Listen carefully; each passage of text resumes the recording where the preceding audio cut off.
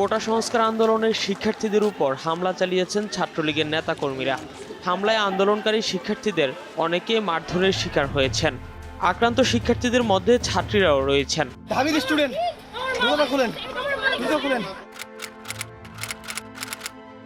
যদি আমি জুলাই 24টা একটু রিকল করার চেষ্টা করি, 17 তারিখ সকালে হচ্ছে আমরা মানে ডিউর স্টুডেন্টরা বিশেষ করে হল থেকে বের হয়ে ভিসি চত্বর গেছিলাম ভিসির পদত্যাগ বা হচ্ছে কোটার আন্দোলনটাকে ব্যাপকভাবে ছড়ানোর জন্য। তো তখন আমরা গায়েবানা জানাজা করি এবং ওই দিনকেই পুরো ঢাকা ইউনিভার্সিটি এবং জাহাঙ্গীরনগর ইউনিভার্সিটি ক্র্যাকডাউন করা হয়।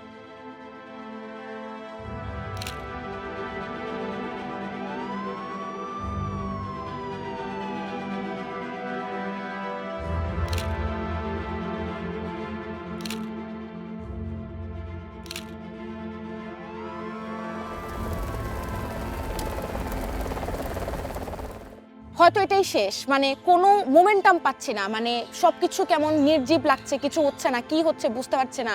মানে এই আন্দোলনটাও হয়তো নিরাপদ সড়ক আন্দোলনের মতো এইভাবেই থামিয়ে দেওয়া হবে। তো 18 তারিখ সকালবেলা উঠে আমি ফেসবুকে ঢুকে দেখি যে all ice on BRAC university, all ice on Uttara. So পুরো ঢাকা শহর তখন প্রাইভেট ইউনিভার্সিটির ছেলে মেয়ে দখলে ছিল। 18 জুলাইতে যদি বেসরকারি স্টুডেন্টরা না নামতো আসলে কি হতো? আসলে এটা একটা ফ্যাক্ট। বেসরকারি বিশ্ববিদ্যালয় যদি না নামতো এই 5ই আগস্ট হতো না এবং স্বৈরাচার শেখ হাসিনার কোনো অবস্থাতেই সেটার পরিবর্তন হতো না এবং এই রেজিমে আগের রেজিমে থেকে যেত।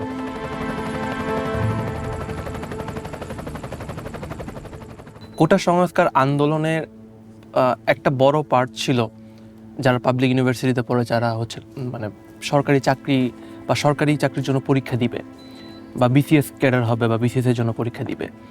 প্রাইভেট ইউনিভার্সিটিতে এই রেশিওটা খুবই কম। যখন দেখলাম বাংলাদেশে মানুষ নির্বিচারে এভাবে মারা যাচ্ছে, আমি কিভাবে একটা মানুষ হিসাবে, আমি তো মানুষ, সব কিছুর আগে পড়ে আমি তো মানুষ, আমি কেন ঘরে থাকবো?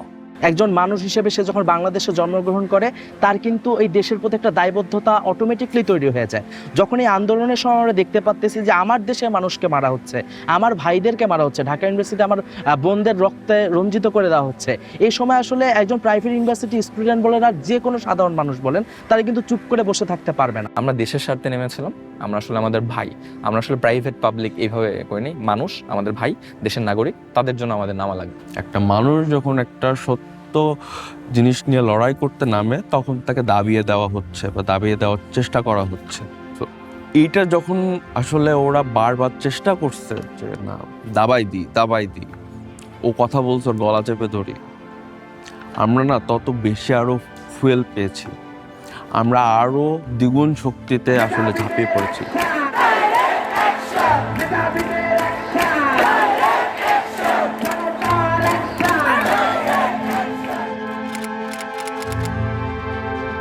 রামপুরের ব্রিজেই দেখলাম যে সব কিছু বন্ধ, বাস এগুলো কোনো কিছু চলছে না। আমি হেঁটে হেঁটে ব্র্যাক পর্যন্ত যেতেই জাস্ট অনেকগুলো স্টুডেন্ট জড়ো হয়ে আছে। আমি দাঁড়ানোর সাথে সাথে পর মনে হয় 4টা টিয়ার শেল, চারদিকে একদম থমথমে, এবং সাথে সাথে লাঠিচার্জ শুরু হয়। সামনের দিকে যারা বসেছিল সবাইকে লাঠিচার্জ করে ছত্রভঙ্গ করে দেওয়া হয়।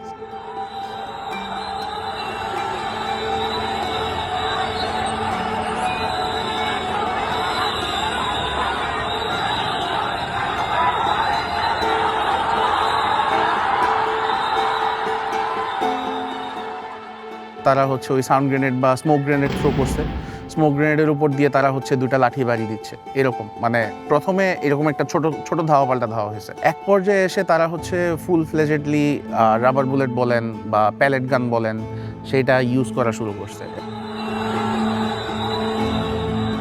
কানাডিয়ান ইউনিভার্সিটি এবং ব্র্যাক ইউনিভার্সিটি কাছাকাছি, সেদিক থেকে পুলিশের ধাওয়া পাল্টা ধাওয়া আসছে এবং তারা অগোচর অকপট এরকম ফায়ার করতে করতে আসছে। পাশে কোনো লোকজন ছিল না, লোকজন দাঁড়াতেই পারবে না, তারা ফায়ার করতেছে।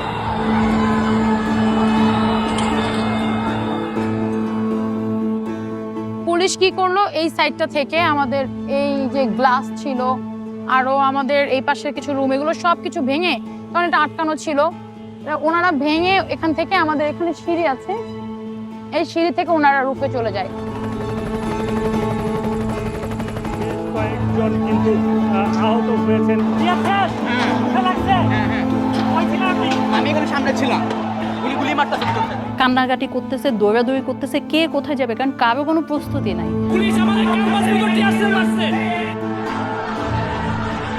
ব্রাকের সামনে থেকে অনেক ছেলেপেলেরা এত আহত হয়ে গেছে, এত রক্ত, হাঁটতে পারছে না। একটা ছেলে একটা লাঠি কোনো রকম রাস্তায় পেয়েছে, ওটা দিয়ে ভর দিয়ে হাঁটছে, তারপরে সে রাজপথ ছাড়ছে না। এটা যে কি আবেগ, কি অনুভূতি আমরা তখন ফিল করতে পেরেছি। এটা আমাদের বাংলাদেশ, কারণ বাংলাদেশটা যে এরকম একটা নির্মমতার শিকার হবে এটা 18 জুলাই না আসলে আসলে কেউ কখনো উপলব্ধি করতে পারতো না।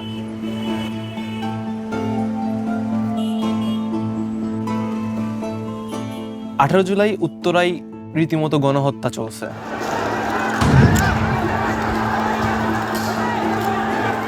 এটা ছিল আমার লাইফের সবচেয়ে ট্রমাটিক ডে, এবং আমি মৃত্যুর সামনে থেকে ফিরে আসছি বলা যায়। প্রাইভেট ভার্সিটি যারা আছে, নর্দার্ন, আইউবেট, মানারাত, উত্তর ইউনিভার্সিটি, আরও যতগুলো আছে, শান্তা মারিয়াম, ওয়ার্ল্ড ইউনিভার্সিটি, আমরা সবাই উত্তর আজমপুরে আমরা ব্লকেট করি। এই জায়গাটাই 18 তারিখের এমন যুদ্ধাবস্থা তৈরি হয়েছিল। এই পেট্রোল পাম্প যেটা আমরা এখানে পিছনে উত্তর আজমপুর যে পেট্রোল পাম্প, এই পেট্রোল পাম্পের সামনে কিছু টিন ছিল। তো ছেলেপেলে সেই টিনগুলো খুলে শিল্ড হিসেবে ইউজ করতেছিল রাবার বুলেটের এগেইনস্টে। আমরা লাল লাল ব্যারিকেডগুলো নিয়ে সামনে আগাই, আমরা টিন ভাঙি, একজন টিন ধরে থাকে, তার পিছন থেকে আরো কয়েকজন ইট মারতে মারতে আগাচ্ছি। আমাদেরকে দেখে চারপাশ থেকে আমাদের ভাইরা আসছিল, সেই মুহূর্তে পুলিশ আমাকে ফোকাস করে গুলি করে।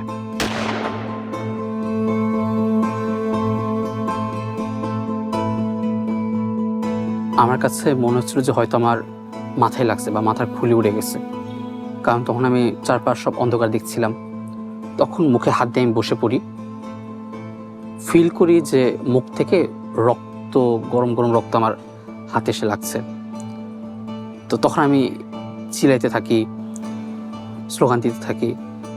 তখন এসে আমাকে রেস্কিউ করে, তারা ইট মারে থানায়, ইট মারতে মারতে আমাকে নিয়ে যায়। ফার্স্ট আমি কিছুক্ষণ হাঁটছিলাম, তারা আমাকে হেঁটে হেঁটে নিয়ে যাচ্ছিল। আমি বললাম যে ভাই আমি পারতেছি না, আমার পুরো হাতটা মনে হচ্ছে যে হাত ভেঙে গেছে। তখন তারা আমাকে কোলে নেয়। ওই সময় হচ্ছে যে আমি ভিক্টোরি সাইনটা দেখে।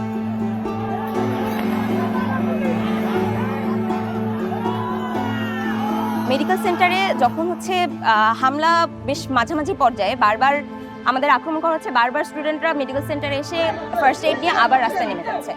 তো আমরা যখন মেডিকেল সেন্টারে ঢুকি তখন আমি দেখতে পাই যে আমার সাথে যে সহযোদ্ধারা আছে সবার পুরো শরীর হচ্ছে ঝাঁঝরা হয়ে গেছে পেটাল বুলেটসে।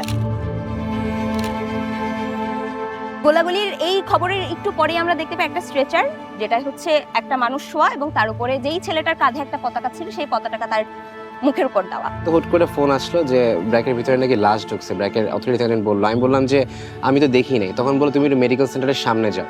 যখন মেডিকেল সেন্টারের সামনে গেলাম তখন দেখলাম একটা নিথর দেহ পড়ে আছে এবং তার উপরে বাংলাদেশের পতাকা দেওয়া। তখন আমি বুঝে গেছি ওটা জিল্লুর রহমানের লাশ।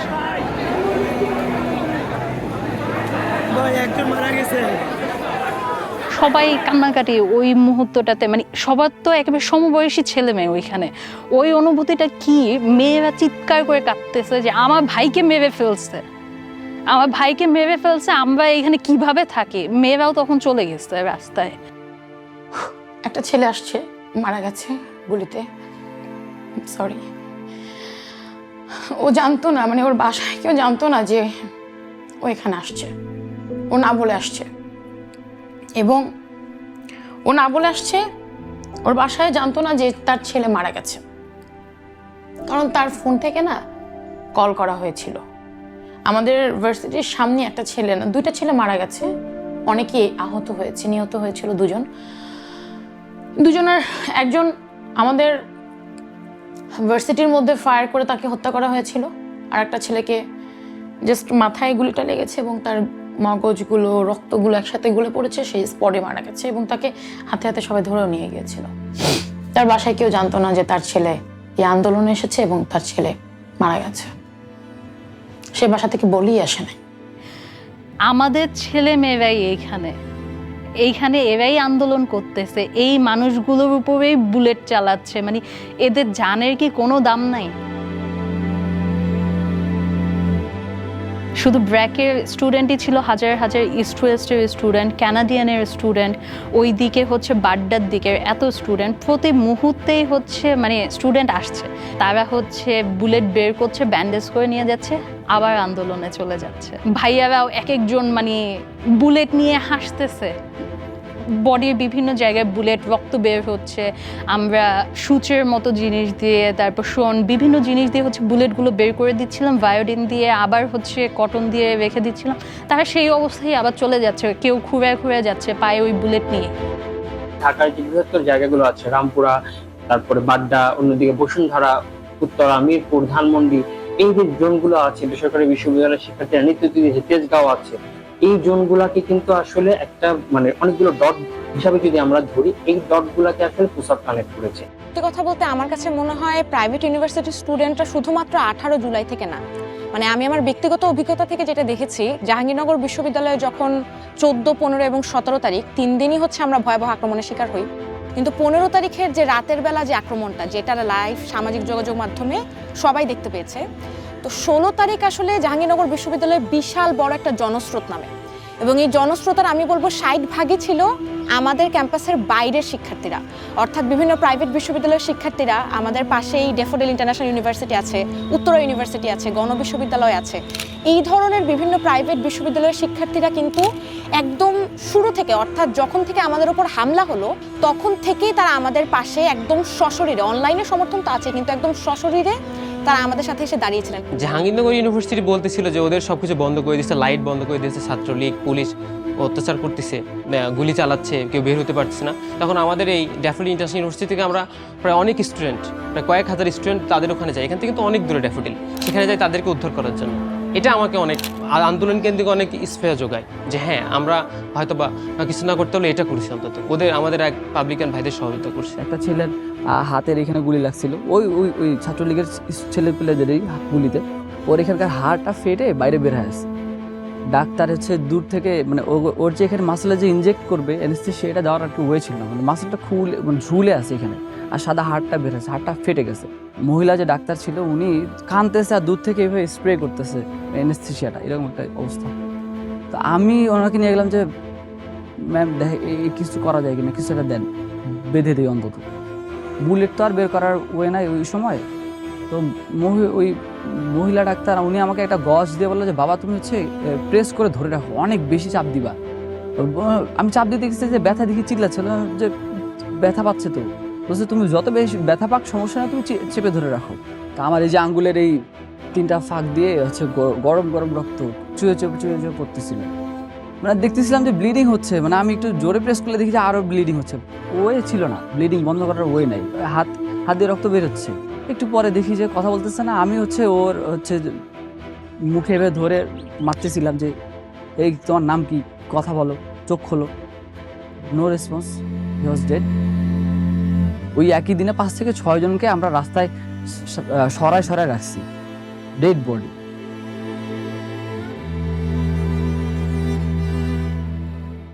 আমরা যখন 18 তারিখ আন্দোলন শেষ করে বাসায় ফিরি, বাসায় গিয়ে দেখি যে মানে পুরোপুরি ইন্টারনেট শাটডাউন হয়ে যাচ্ছে ধীরে ধীরে। তখন হচ্ছে মোবাইল কানেকশনও মানে ডাটা কানেকশনও চলে যাচ্ছে, এবং বাসায় যে ওয়াইফাই লাইন ছিল সেটাও চলে যাচ্ছে। একটা বড় ব্যাপার হচ্ছে আপনি দেখবেন কিনা প্রাইভেট ইউনিভার্সিটির ছেলেরা কখনোই মানে কি বলবো যে ডিসকানেক্টেড ছিল না। এটা রিজন হচ্ছে যখন অনলাইন বন্ধ তখন আমরা কয়েকটা আইপি অ্যাড্রেস পাইতাম আমাদের এখানে, যে এই আইপি অ্যাড্রেসে ঢুকেন, আমরা সবগুলো ফুটেজ দেখতে পাই কে কোন, এবং আমরা চ্যাট করতাম আইপিতে, কারণ তখন জাস্ট ওয়াইফাইটা মানে বন্ধ ছিল, বাট এই যে আইপি যেরকম আমরা যেরকম এফটিপি সার্ভারগুলো ইউজ করি, এরকম সার্ভার ইউজ করতাম। আমরা কন্টিনিউয়াস মানুষকে ফোন দিতাম দেশে, এবং সেখান থেকে আমরা বিভিন্ন অ্যাপসের মাধ্যমে স্কাইপ, ইওলা এই টাইপের অ্যাপসগুলোর মাধ্যমে আমরা ফোন দিতাম, এবং হচ্ছে নর্মাল নেটওয়ার্কে ফোন দিতাম, ইন্টারনেট যেহেতু ছিল না, সেখান থেকে ইনফরমেশন যা পেতাম সাথে সাথে আমরা এটার আপডেটটা দিতাম। এভারকেয়ার হসপিটালে আমি যখন যেতাম, ওইখানে অনেকে দেখা যেত যে বিভিন্ন সময় আমি যারা আহত ছিল তাদেরকে নিয়ে যখন যেতাম, দেশের বাইরে থেকে তাদের আত্মীয় স্বজনকে দেখতে আসতো, এদের সাথে একটু সম্পর্ক স্থাপন করে এদের কাছে একটা পেন ড্রাইভ দিয়ে আমি আমার যত ভিডিও করা ছিল সবগুলো আমি দিয়ে দিতাম। এই কাজটা আমি করতাম সবসময়। আমি 5 জনকে ফোন দিচ্ছি এবং এই 5 জনকে ব্রিফ করছি যে আপনি আরও 5 জনকে ব্রিফ করবেন। মানে এইভাবে আসলে একটা ইন্টার কানেকশনের মাধ্যমে আমরা সবগুলো ডিপার্টমেন্ট সবগুলো যারা আছে আর কি সবাইকে কানেক্ট করেছিলাম। তো এরপরে আমরা হচ্ছে মানে ট্রাই করতেছি বিভিন্ন ইউনিভার্সিটির গ্রুপগুলোতে খুঁজতেছি যে এই গ্রুপগুলোতে কারা বেশি পোস্ট দিচ্ছে, এদের সাথে যদি আমরা কানেক্ট করতে পারি তাহলে হচ্ছে ওই ইউনিভার্সিটি থেকে আমাদের সাথে পাবো। এবং গ্রুপগুলোর মজা হচ্ছে কিছু সাংকেতিক নাম দিতাম, যে খেলার মাঠ, ময়দান, এই টাইপের লেখা দিতাম, যাতে করে আমরা জানতাম তো পুলিশ তখন চেক করতে পারে এবং চেক করে যাতে কোনো কিছু না পায় ওরকম ভাবে। সো ওই গ্রুপগুলোর মাধ্যমে সবসময় তথ্য জানিয়ে দিতাম। সো এটা কিন্তু অনেক বড় জিনিস, গোটা ওয়ার্ল্ডে আমি জানি না, বাট এই যে জুলাই অভ্যুত্থানে প্রাইভেটের যদি কোনো স্টেক দেওয়া লাগে এই জায়গাটাতে এইটা এইভাবে তুলে আনা লাগবে যে আইপি অ্যাড্রেসের মাধ্যমে সব বন্ধ, বাট আমরা কমিউনিকেটেড আছি, আমরা জানি যে নাহিদ কি বলছে, আমরা জানি যে আসিফ কি বলছে, ওরা আসলে কোথায় আছে বা আমাদের কি স্টেপ নেওয়া লাগবে। কমিউনিকেটেড কিন্তু আমরা সবসময়ের জন্য রয়ে গেছি।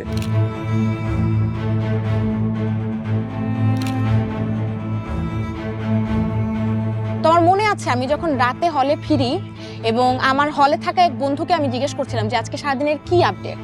মানে ও কাঁদতে কাঁদতে আমাকে সবগুলো ফুটেজ দেখালো যে ব্র্যাক বিশ্ববিদ্যালয়ে কিভাবে হচ্ছে পুলিশ ঢুকে গুলি করছে, কিভাবে হচ্ছে হেলিকপ্টারে করে নিয়ে যেতে হচ্ছে। আমি বলবো দ্য ব্রেভারি, মানে যে সাহস আমরাও দেখাতে পারি নাই তখন, তারা পুলিশের সামনে দাঁড়িয়ে মানে পুলিশকে হচ্ছে একদম প্রতিহত করছে। এবং আমরা দেখছি যে ছাত্রলীগকে, যুবলীগকে প্রতিহত করছে ওই জায়গায় দাঁড়িয়ে সবাই, ছেলে মেয়ে সব শিক্ষার্থীরা।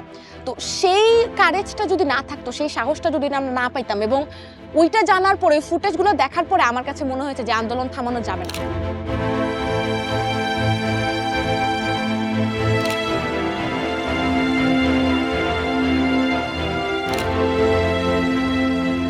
আপনি যদি বলেন আমার তো কোনো স্বার্থ ছিল না, আমাকে কেউ টাকা পয়সা দেয়নি, আমি অট্টালিকা করব না, আমার বাবা মা আমাকে পড়িয়েছে তাদের কষ্ট অর্জিত টাকা দিয়ে, আমি খেয়েছি, পড়েছি, ঘুমাইছি, আড্ডা দিয়েছি, এর বাহিরে তো আমার আর কোনো কাজ ছিল না। পুরোটাই হচ্ছে একদম গ্রাসরুট লেভেলের আন্দোলন। সবাই নিজের জায়গা থেকে নিজের তাগিদে নেমে এসেছে। কোনো ব্যক্তির ডাকে বা কোনো নেতার ডাকে বা কারো ব্যক্তির স্বার্থ এখানে আসলে ছিল না যখন আমরা আন্দোলনে নেমেছি।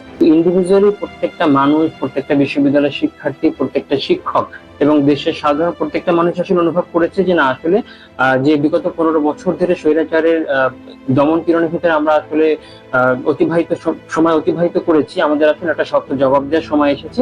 তো এই অনুধাবনটাই আসলে আমাদেরকে এই আন্দোলনে নিজেদেরকে সম্পৃক্ত করার ব্যাপারে মোটিভেট করেছে।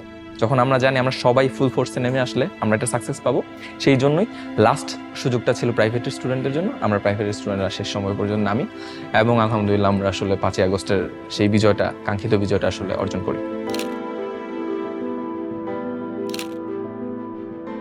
পুরো জুলাই মুভমেন্টে আমি দেখেছি যে আমাদের ভার্সিটির মেয়েদের উপস্থিতি খুবই লক্ষণীয় পর্যায়ে ছিল, যে ওভাবে আলাদা করা যাচ্ছিল না যে ছেলে বেশি বা মেয়ে বেশি, খুবই সমান তালে তারা এসেছিল। একটা জিনিস থাকে যে এইসব মারামারি কাটাকাটির ভিতরে সাধারণত ছেলেরা যাবে, মেয়েরা এইসব জায়গায় কেন যাবে, এই ব্যারিয়ারগুলো কাটিয়ে উঠেও অনেকে বাসায় অনেক ঝামেলা করেও এই আন্দোলনে এসেছে।